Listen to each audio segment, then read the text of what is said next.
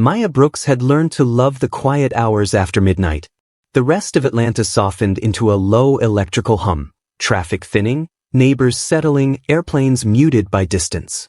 For her, these hours meant clarity. The kind of clarity that let her stitch research, emotion, and her own jagged experiences into the episodes thousands of listeners now waited for each week. Tonight, though, the silence felt heavier. She sat hunched over her desk in her small home studio, really just the second bedroom of her apartment, padded with cheap foam squares to keep the echoes out.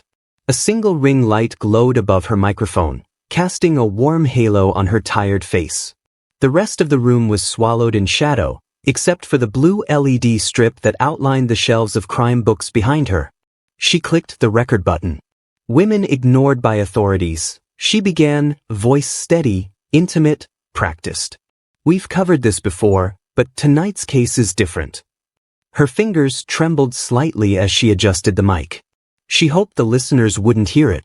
This victim reported being followed for months, she continued. And every time she reached out for help, every time she tried to explain what she felt, she was dismissed. Told she was exaggerating. Told she was stressed. Told she was reading too much into things. She paused, letting the silence work for her.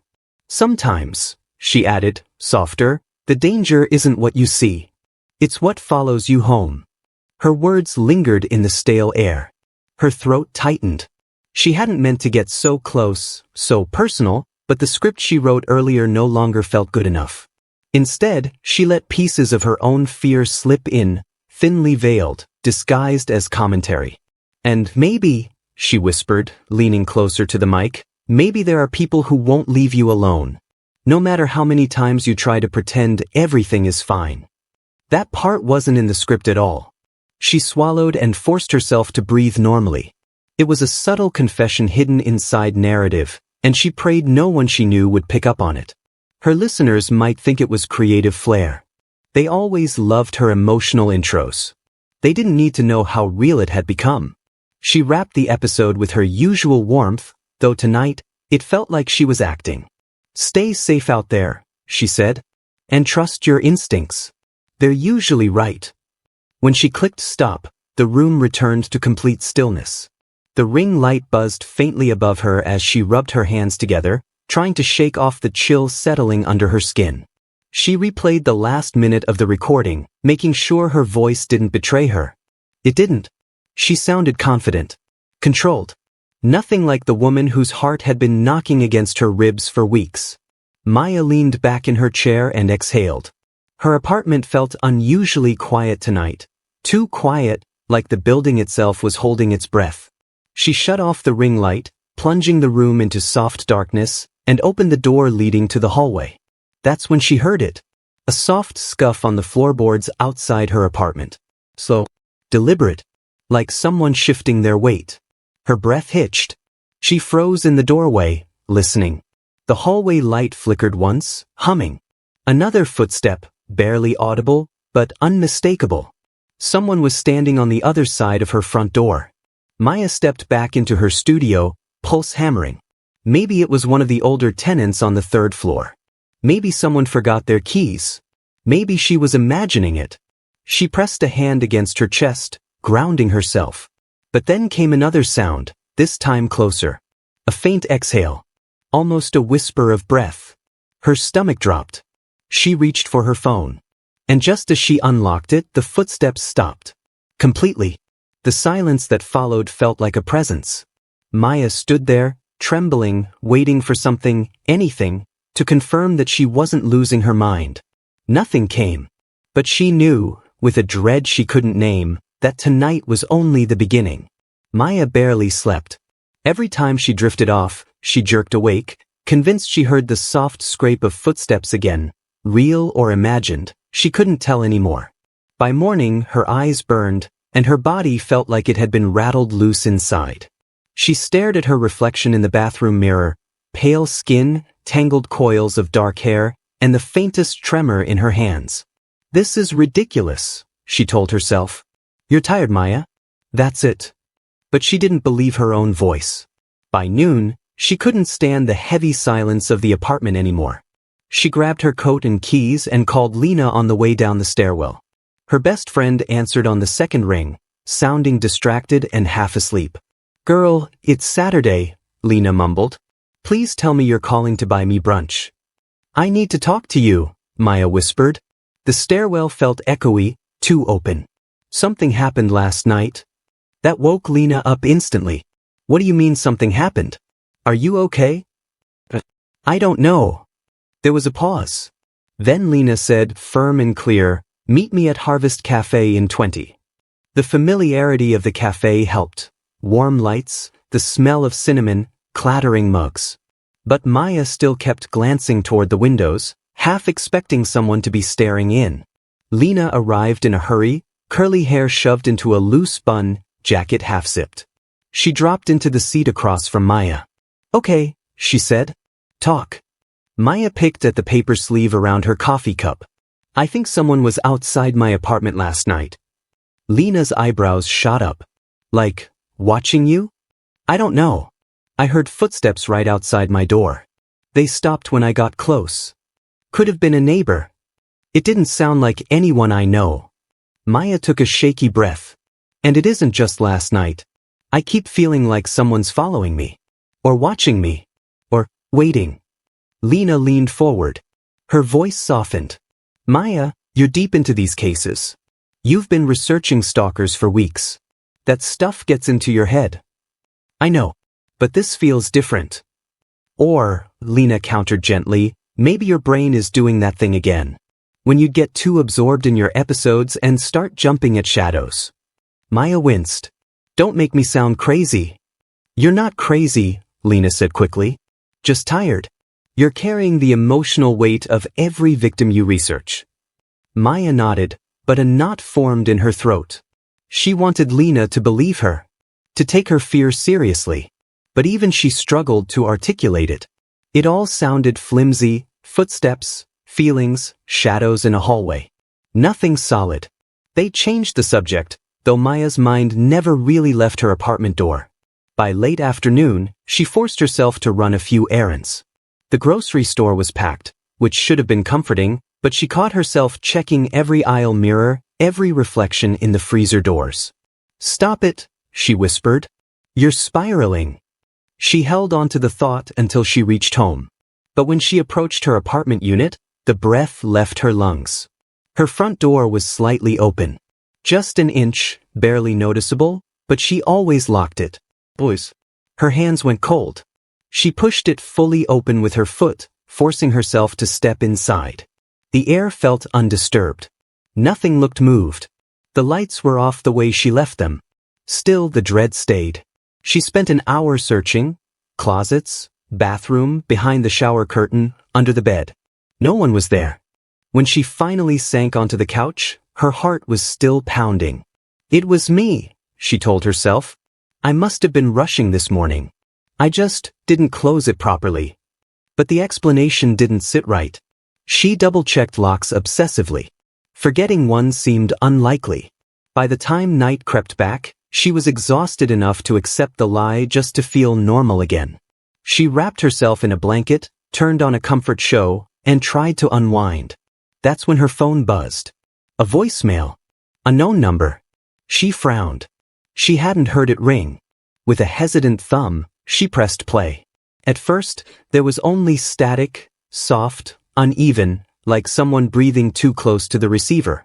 Then, faintly, unmistakably, a man's voice whispered, "Maya." She shot upright, heart in her throat. The voicemail ended abruptly.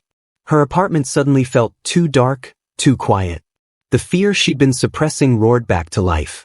This wasn't imagination. Someone out there knew her name. Maya replayed the voicemail 3 times before she forced herself to stop. Each time, the whisper felt closer, clearer, more intimate, like the man was standing right behind her. She barely slept. Again. By sunrise, her nerves were frayed, her stomach hollow, her apartment suffocating. She needed air. The morning was sharp and cool as she stepped outside, hugging her sweater tight.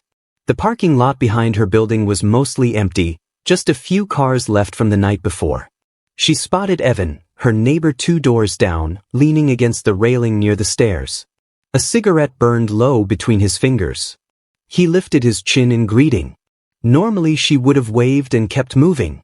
But today, her fear had nowhere else to go. "Morning," he said, voice rough from smoke and sleep. "Hey," she murmured. "Did you hear anything weird last night?" Evan shook his head. "Weird how?" She hesitated. Telling Lena made her feel dramatic. Telling a neighbor might make her feel paranoid. But the voicemail's whisper still echoed in her skull. Like footsteps in the hallway. Or someone knocking. Or just something off. He flicked ash over the railing. "Didn't hear anything. But I wasn't here most of the night, I got home late." He studied her face, suddenly sharper. "You okay?" She forced a smile. "Just a rough few days." Evan nodded slowly, like he didn't quite believe her. "Listen, this might be nothing. But I've seen something weird too." Her pulse jumped. "What?" He motioned toward the street behind the parking lot. "There's this car that keeps showing up. Dark sedan. Old model. Guy sits in it with the lights off. Doesn't get out. Doesn't move for hours." A cold ripple slid through her spine. "How long?" she asked. 3 for days maybe." He took another drag. Thought he was waiting for someone at first. But he's always there. Usually around when you get home from recording. Maya's mouth went dry. "You're sure it's the same car? Same dent in the bumper. Same hanging air freshener." Evan shrugged. "Guy stares straight ahead, but every time you walk by, he turns his head a little. Like he's tracking you." The world thinned around her. Her breathing became shallow. "Why didn't you say something?" she whispered. "I wasn't sure what I was seeing," Evan said. "And I didn't want to freak you out if it was just some dude on his phone." But she was already freaked out. Her hand trembled as she pulled out her phone. "Can you show me? If he's there now." They walked to the edge of the parking lot, the gravel crunching under their shoes. The street was quiet, too quiet for a weekday morning. Maya scanned the row of parked cars, searching for a dark sedan. "Nothing." "Over there," Evan pointed. "He parks right near that stop sign." Still nothing but sunlight bouncing off empty windshields. "He's gone," Evan muttered. "Of course." Maya lifted her phone, aiming at the street and recording just in case. "Maybe he left early." "Maybe," Evan said, though he didn't sound convinced. "He'll be back. People like that are creatures of habit." People like that? The phrase lodged in Maya's mind like a thorn. She ended the recording and lowered her phone. Evidence. She needed evidence. Without it, the police would laugh her out of the precinct. "Evan," she murmured, "do you think I should report this?" He considered her for a moment. "Do you have anything to show them? Plates? Photos? Anything?" She shook her head. "Then they'll probably tell you what they tell everyone," he said with a bitter half-smile. "To stay aware of your surroundings."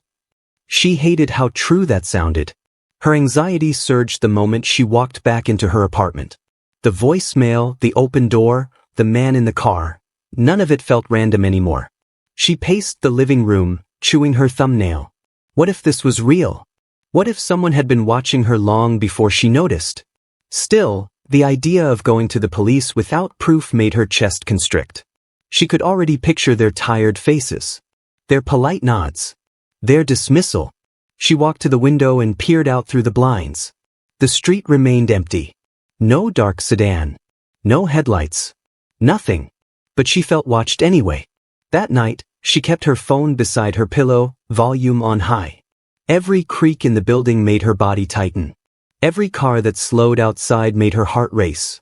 Around midnight, she finally opened her podcast analytics dashboard, hoping to distract herself.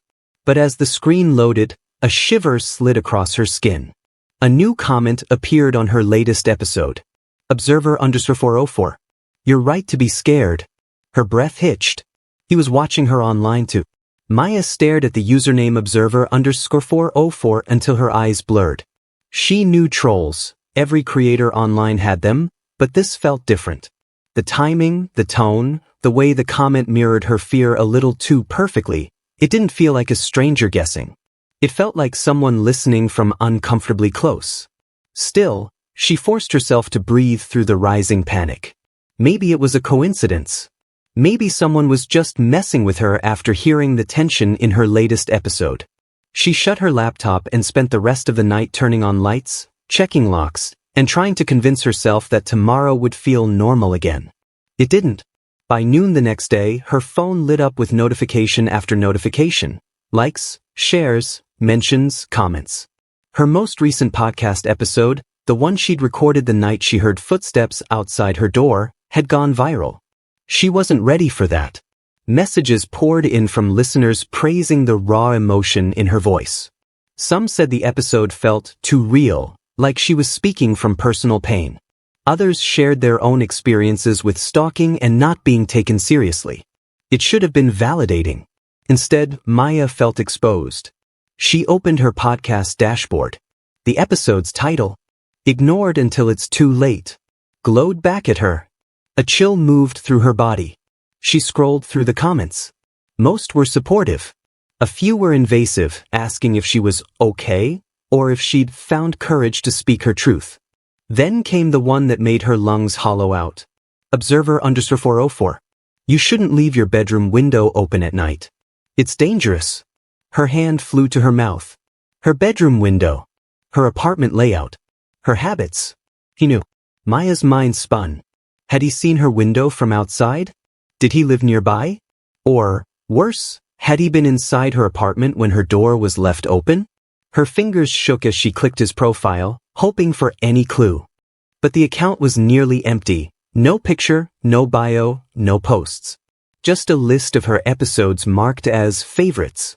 She slammed the laptop shut, pulse pounding. The apartment seemed smaller now, the shadows taller. She wanted to run outside and scream for help, but her legs felt rooted to the floor. Instead, she grabbed her phone and dialed Lena. Hey, Lena answered cheerfully. Congrats on the viral spike. Lena, Maya whispered. He knows my apartment. He knows my window. He described it. The happiness drained from Lena's voice. What? Who? That username again. Observer_404. Maya pressed her palm against her forehead. He left another comment. He's watching me. Maya, it could be someone who's seen your setup online. You've posted behind-the-scenes photos before. Maybe he's just guessing. No. Lena, he mentioned my bedroom window. Silence. Heavy. Uncomfortable. Okay, Lena said finally. You need to call the police. I don't have proof, Maya muttered. Just comments. Just feelings. They'll tell me I'm stressed. You told me the same thing yesterday. I know, Lena said softly. But this is different. Maya shut her eyes. She could picture Detective Hale already. The skepticism, the polite dismissal. And she hated the idea of sounding hysterical, like she couldn't tell the difference between a threat and a coincidence. But the voicemail, the footsteps, the open door, the man in the car. Now this. Too many coincidences. Still, she couldn't bring herself to dial 911. Something about it felt premature, like she needed one more undeniable sign before anyone would believe her. She settled for locking every door and window, then closing all the curtains. It made the apartment feel even more claustrophobic, but at least she wouldn't have to imagine eyes staring in. By evening, the numbers kept climbing. Thousands of new followers, endless messages, attention she usually craved but now resented. The episode had struck a nerve with people. Just not in the way she wanted. As she sifted through her inbox, another message slid into view. Observer_404. You really shouldn't talk about things you don't understand. The follow-up. Some stories aren't yours to tell. Her mouth went dry. He wasn't just watching. He was warning her. She shut the app, heart thundering, and backed away from the screen as if the words themselves could reach through it. A faint noise drifted in from outside, a car rolling slowly down the street. She rushed to the window, pulling the curtain aside just enough to peek out. A dark sedan cruised past the building. She couldn't see the driver, couldn't see the plates. But the shape, the silence, the way it paused briefly near the parking lot entrance. Her knees weakened. He was back. And this time, she knew it wasn't her imagination. The dark sedan didn't return after that brief, haunting crawl past her building. But the image stayed with Maya. The shape of it, the hesitation, the way it moved like someone scanning, searching. By the next afternoon, she hadn't eaten, hadn't slept, hadn't answered most messages. Her anxiety felt like static buzzing behind her ribs. When Lena texted insisting they go out for dinner, Maya agreed only because the walls of her apartment felt as though they were closing in. Fresh air. Normal people. Real food, Lena said as she picked her up. You need it. Maya slid into the passenger seat, but she kept glancing over her shoulder, scanning the street for the sedan. Nothing. At least that was something. They went to a small Thai restaurant a few blocks away. Bright lights, loud chatter, clinking dishes. A safe place. At least it should have been. Maya tried to focus, poking at her food while Lena rambled about a coworker's meltdown. But her mind kept drifting back to the comments, the footsteps, the voice whispering her name. You're not listening to me, Lena finally said. I'm trying, Maya whispered. I really am. Lena reached across the table and squeezed her hand. You're going to be okay. You just need space from all of this. She waved vaguely at Maya's phone. Maya nodded, grateful but unconvinced. When they stepped outside after dinner, dusk had settled. Street lamps buzzed to life. A cold breeze brushed against Maya's neck. She hugged her coat tighter. Then she froze. Across the street, near a deserted bus stop, stood a figure in a dark hoodie. The hood was pulled low, shadowing the face. But the posture, the stillness, felt unnatural. He wasn't waiting for a bus. He wasn't scrolling his phone. He was watching, directly at her. Maya? Lena asked, noticing her sudden halt. She couldn't breathe. Across the street. Do you see him? Lena followed her gaze. The hooded figure didn't move. Didn't look away. Oh, Lena murmured. Relax. Probably someone who recognizes you. You have fans, remember? That's not a fan, Maya whispered. Could be. You went viral. People get weird when they recognize someone from the internet. No, Maya shook her head. He's been following me. Watching me. Lena stepped closer, trying to get a clear look. But just then, a bus rumbled around the corner, blocking their view for a moment. When it passed, the hooded figure was gone. Just gone. Her skin prickled. Maya, Lena said gently, you're exhausted. Your brain is filling in gaps because you're scared. I know what I saw. I'm not saying you're wrong. I'm saying fear makes everything sharper. Let's just go home. You need sleep. Maya let herself be guided to the car, but she kept scanning the sidewalk, expecting the hooded figure to appear behind a street lamp or parked car. Nothing. But the feeling didn't fade.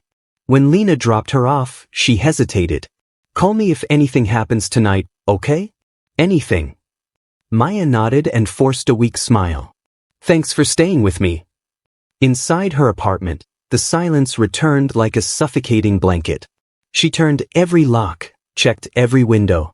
The bedroom window, the one observer _404 mentioned, was firmly shut. She checked it twice. Then her phone buzzed. A new message. A known number. Her blood ran cold. Her thumb shook as she opened it. It was a photo. Her bedroom. Taken from inside her apartment. The angle was unmistakable, slightly tilted, as if someone had stood near her nightstand and raised the phone just enough to capture the window, the curtains, the corner of her unmade bed. Her bedroom window was open in the photo. Just an inch. Open. But she had just checked it, locked it, secured it. A choked sound escaped her throat. She backed away from the screen as if the image could reach out and grab her. She ran to the bedroom, flicked on the light, stared at the window. Absolutely closed. But someone had been inside. Someone had stood in this room. Someone had taken that picture while her back was turned. Maybe even while she was out having dinner. Her stomach twisted. Then another text arrived. Nice night out. Maya dropped her phone, heart slamming, dread spiraling through every vein. This wasn't a warning anymore. It was a promise. Maya didn't sleep the night before. The image of her bedroom window, slightly open, the curtains stirred just enough to signal someone had touched them, played on repeat in her mind. By morning, her thoughts felt heavy, tangled, impossible to separate from the fear that had settled deep inside her. When she stepped into her small studio space to record the next episode of Silent Trails, her hands were already trembling. She tried to hide it. She always tried. Maya positioned the microphone, adjusted her notes, inhaled deeply, and pressed record. The red light blinked to life, steady and bright. "Welcome back," she began, her voice tight. "Today's case is one many of you have been requesting," but halfway through the introduction, her breath faltered. Her throat tightened. Her vision blurred around the edges as if the walls were inching closer. She stopped speaking. Her chest rose sharply, then again, but the air refused to settle. She clawed at the edge of the desk, panic flooding her system in a wave she couldn't control.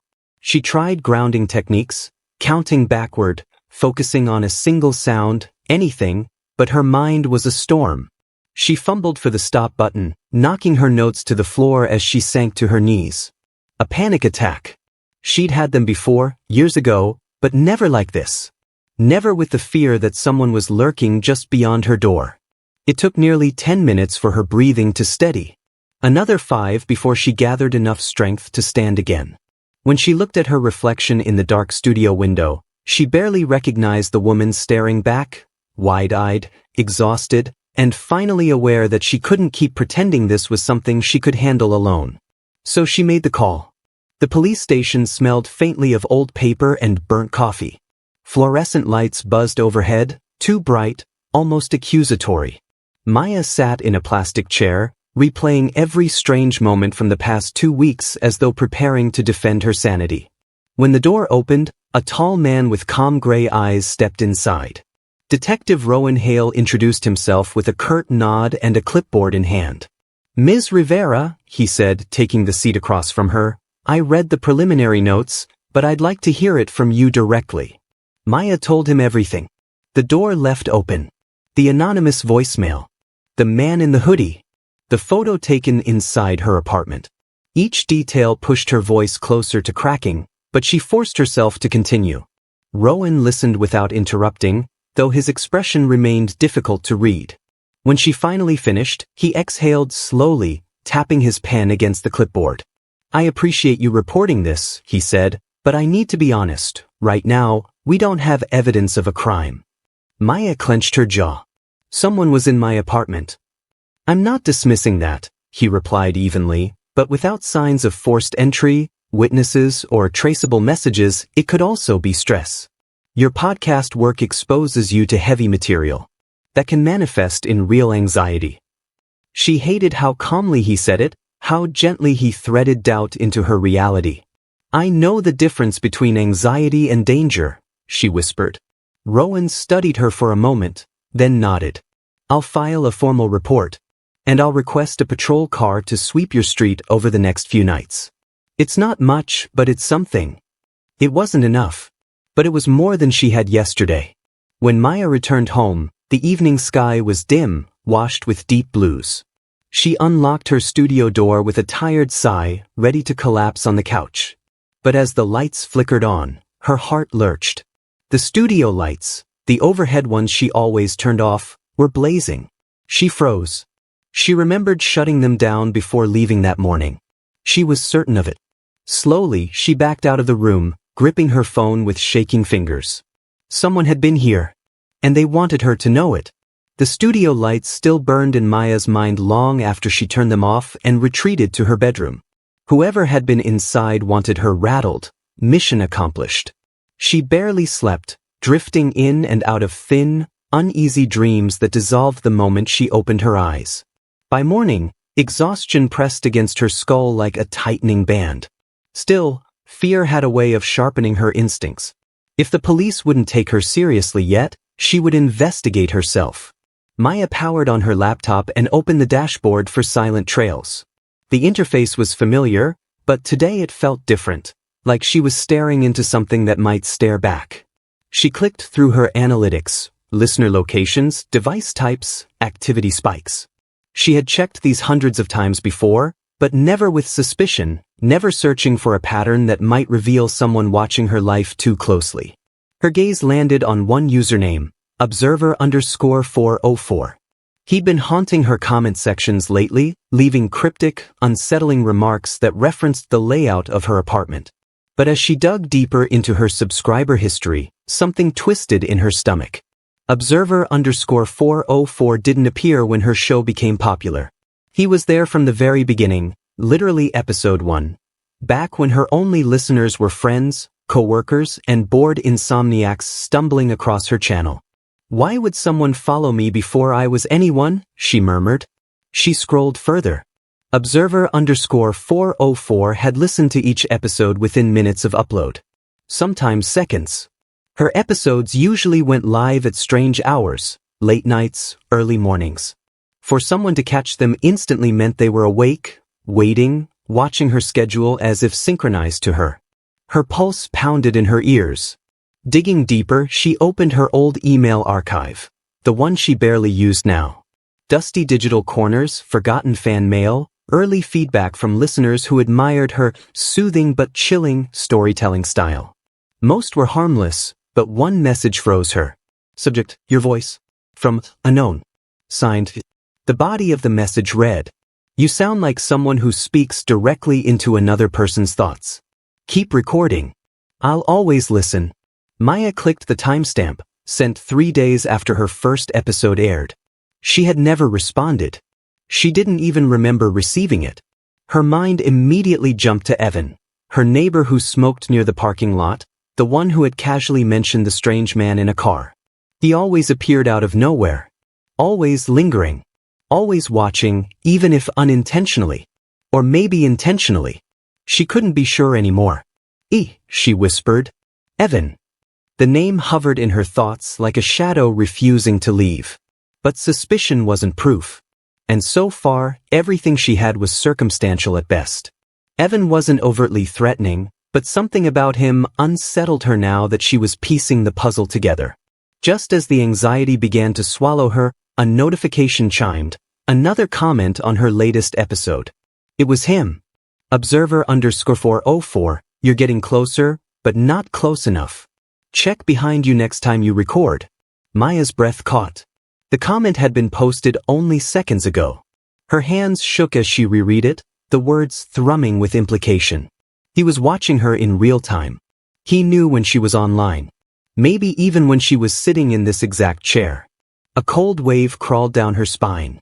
She grabbed her phone and walked to the living room window, peering through the blinds with trembling fingers. The parking lot looked normal, quiet, empty save for a few cars. Evan's old sedan was still there, unmoved. But normal no longer comforted her. Normal could disguise danger too well. She forced herself back to the laptop, desperate for any clue. Maybe an IP address. Maybe a slip in his digital footprint. But everything about Observer_404 was sterile, masked, intentional. Whoever he was, he knew how to hide. Maya leaned back, frustration prickling her skin. She needed to confront Evan, or at least observe him more closely. She needed to know whether it was coincidence or confession. As she shut the laptop, her phone buzzed again. Not a comment this time, but a text from an unknown number. Still digging? Her throat tightened. I like when you think. The room spun for a moment. He wasn't just behind a screen anymore. He was watching her movements as they happened. And she had no idea from where. Maya stood frozen in her living room, the unknown text still glowing on her phone like an open threat. Still digging? I like when you think. The words had burrowed into her skull. She felt watched, not digitally this time, but physically. As if someone was standing just out of sight, waiting for her reaction. She swallowed hard and forced herself to breathe. She needed answers. She needed to understand where he was watching her from. Hours later, after pacing her apartment until her legs ached, she stepped into the hallway for air. Her building was old, creaking baseboards, flickering lights, walls that held smells from years of tenants. Usually, the hallway felt safe. Familiar. Tonight it felt wrong. Her eyes drifted toward the unit across from hers, apartment 3B. It had been empty for 5 months, ever since an elderly woman moved to a hospice facility. No one had come to see the place. No tours. No movers. Nothing. But now, The door sat slightly ajar. No more than an inch, barely noticeable. Yet she swore it hadn't been that way earlier. She stepped closer, heart hammering. "Hello," she whispered. No answer. No movement. Just the cold breath of silence from inside the dark, unlit unit. She nudged the door gently with her foot. It didn't budge, locked from the inside. Her skin prickled. Someone was definitely in there. Maya backed away slowly and retreated to her apartment, locking her door twice before leaning against it, trembling. Whoever texted her, whoever watched her online, could they be living right across the hall? That night, sleep refused to come. Every creak of the building felt amplified. Around 2 a.m., she heard it, a soft, rhythmic scraping sound. Metal against wood. A slow drag, like furniture being moved. Except it wasn't coming from upstairs or beside her. It came from across the hall. Maya held her breath and listened. Scrape again. The cadence was too deliberate, too steady to be accidental. Someone was doing something inside 3B, something slow, heavy, and worst of all, secret. She sat upright on the edge of her bed, hugging her knees. If she called the police now, they'd dismiss her again. Stress, paranoia, overwork. They already saw her as unstable. But she couldn't ignore this. Not anymore.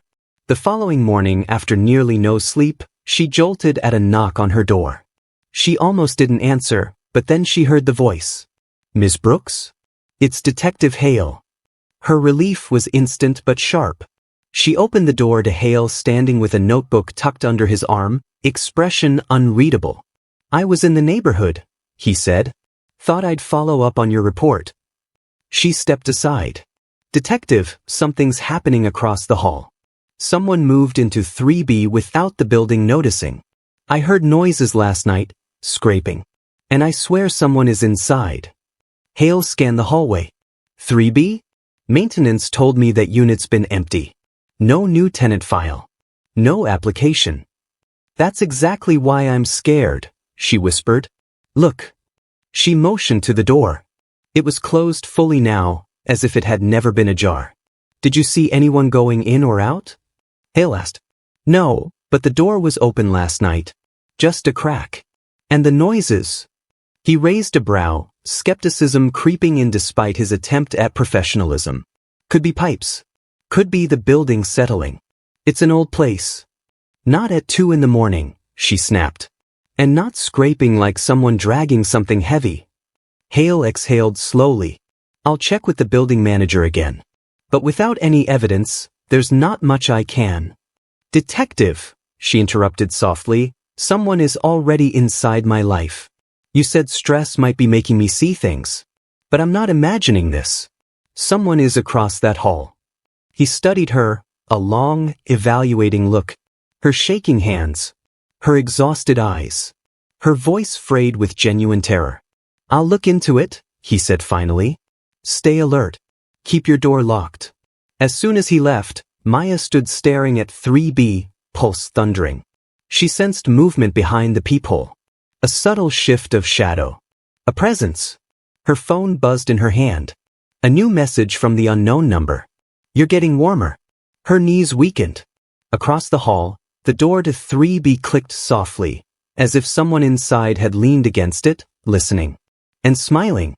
Maya didn't move for a long time after the text, "You're getting warmer." The words clung to her skin like a cold hand. The silence in the hallway, the barely audible click of 3B's door settling, the weight of unseen eyes, all of it pressed on her until she couldn't breathe. She backed away from her own door, shaking, and grabbed her phone with trembling fingers.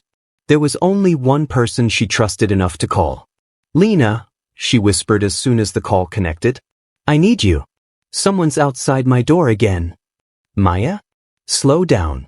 What do you mean, again?" Lena's voice was thick with concern, but also exhaustion, like she'd dealt with too many of Maya's panicked calls lately. "I heard breathing," Maya said, voice cracking. "Right on the other side. Like someone was leaning against it. And the door across the hall? Lena, he's in 3B. I know he is." Silence on the line. A beat too long. "I'm on my way," Lena finally said. "Don't open the door." Don't even go near it. When the call ended, Maya backed into the living room, curled up behind the couch, her only pathetic attempt at cover. Minutes dragged painfully slow. Every small sound in the building made her jolt. Her mind repeated that message, looping over and over, "You're getting warmer." Like a taunt. Like a promise. When Lena finally knocked, Maya flinched. The sound was too abrupt, too sharp. "It's me." Lena called urgently. "Maya, it's me, open up." Maya scrambled to the door and unlocked it with shaking hands. The moment it opened, she grabbed Lena's arm like a lifeline and yanked her inside. "Jesus, Maya," Lena said, startled. "You look like you haven't slept in a week." "I haven't," Maya whispered. "I can't."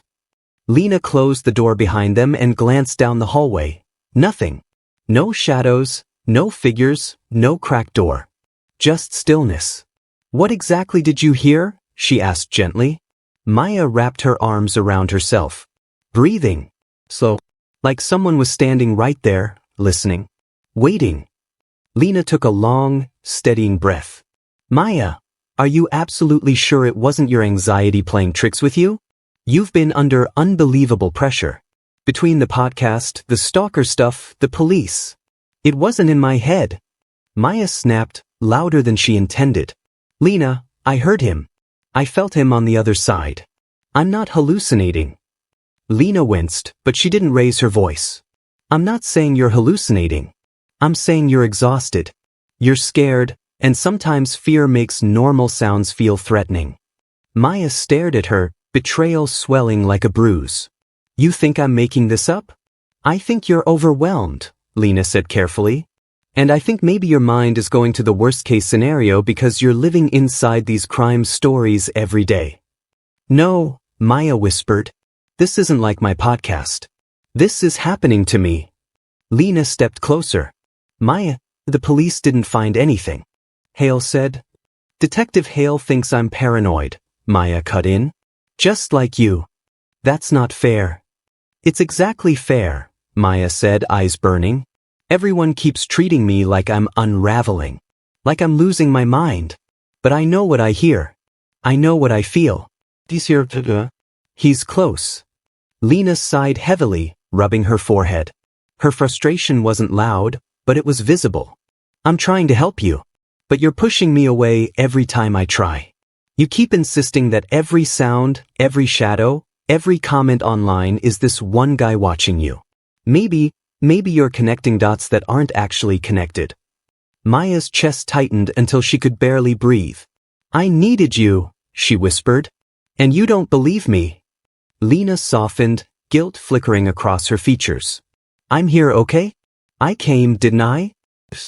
I just want you to consider the possibility that your fear is feeding itself." Maya stepped back, shaking her head. "I feel completely alone." A tense silence filled the room, thick, suffocating. Finally, Lena said quietly, "Do you want me to stay the night?" Maya hesitated. Every instinct screamed yes, but pride cut through the fear. "No. You should go. I'll be fine." Lena nodded reluctantly and moved toward the door. "Call me if anything happens." "Anything." When she stepped out into the hallway, Maya watched the door close, and instantly felt the apartment swallow her with its silence.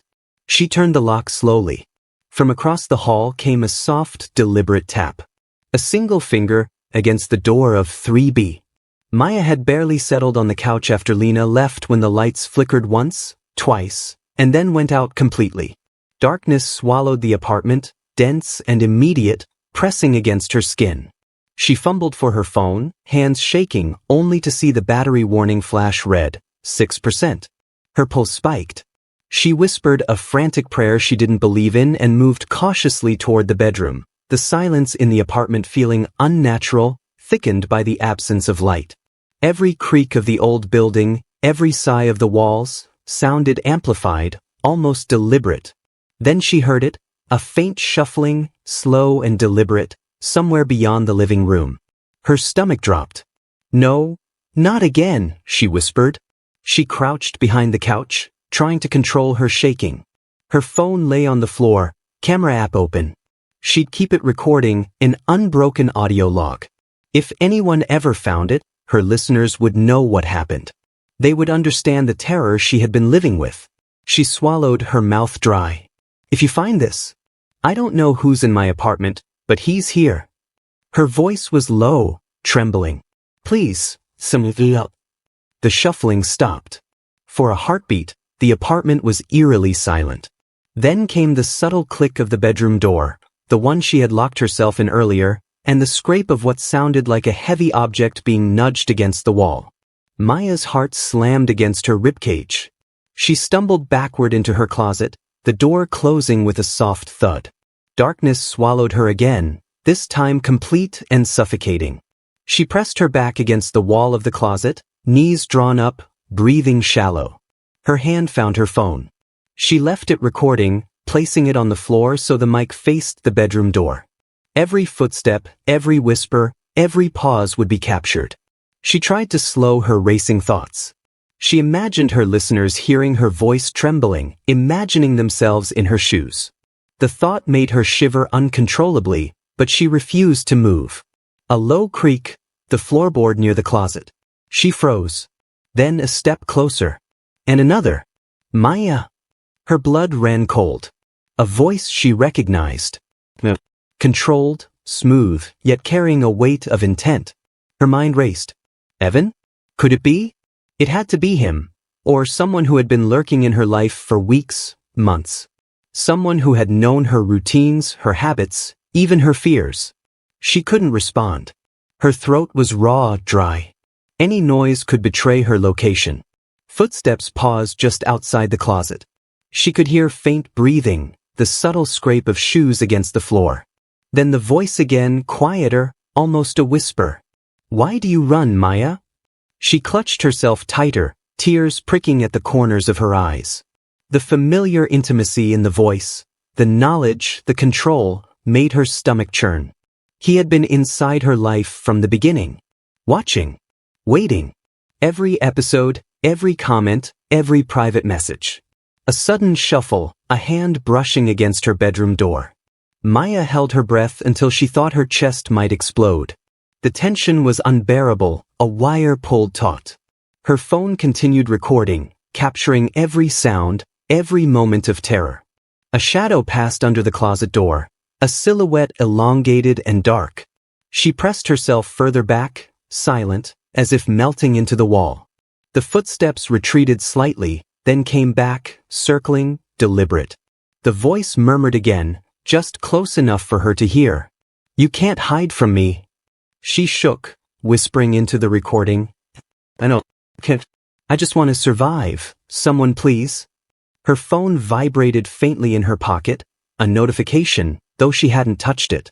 Another reminder that the world outside was still moving, still unaware of what was happening inside these walls. The lights flickered faintly, enough to cast distorted shadows across the floor. He paused, his breathing slow, measured. Then silence. Maya stayed in the closet, frozen, clinging to her phone, as the apartment held its breath with her. Every sound felt magnified, every shadow threatening. And then, just as abruptly as it had begun, the footsteps stopped. For a moment, there was only the hum of the dead apartment, her own ragged breathing, and the small, persistent red glow of her phone. She had survived this moment, but she knew he was still here. Waiting. Watching. And the next chapter of terror was already closing in. The next morning, sunlight spilled through the blinds of the empty apartment building, soft and ordinary, completely unaware of the terror that had unfolded within its walls. But by the time the police arrived at Maya's unit, the day's calm had shattered. Detective Rowan Hale crouched beside the still figure of Maya Brooks. Her body was slumped against the studio chair, the microphone dangling slightly to one side, her eyes half open, staring blankly at the ceiling. The first responders had already checked for signs of forced entry. There were none. Every door, every window, every lock had been untouched from the outside. It was as if she had let him in herself, or someone had already been inside, carefully covering every trace. Hale's jaw tightened as he surveyed the scene. The studio was in disarray, papers scattered, equipment knocked over, but there was no struggle. That suggested control, precision. Whoever had done this had known the layout intimately. And then he noticed the laptop still open, the audio file autoplaying. He hit play and leaned closer. Maya's voice, trembling and raw, filled the small apartment. "I don't know who's in my apartment. Please, someone help." The recording played on, capturing every sound from the previous night. The creaking of floorboards, the measured steps, the whispers. It was horrifying. Listeners would later describe it as one of the most chilling podcasts they had ever heard. But for Hale, it was proof of the horror Maya had endured alone until the end.